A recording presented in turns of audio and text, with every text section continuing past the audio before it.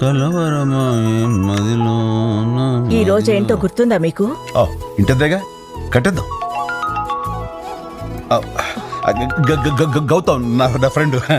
అరే గౌతమ్ వచ్చేస్తాను రా, బయలుదేరిపోతా. అటు కదా, ఇది ఇప్పుడే ట్యాక్సీ ఎక్కేస్తాను. ఏంటి లేటు? నువ్వు ఫోన్ చేసినప్పుడు తన పక్కనే ఉందో తెలుసా? తెలిసిపోయిందా? మేనేజ్ చేశాను.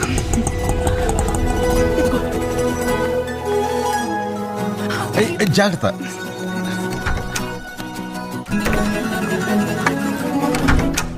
ఈ రోజు మావిడి పుట్టినరోజు. సొంత ఇల్లు తన కళ.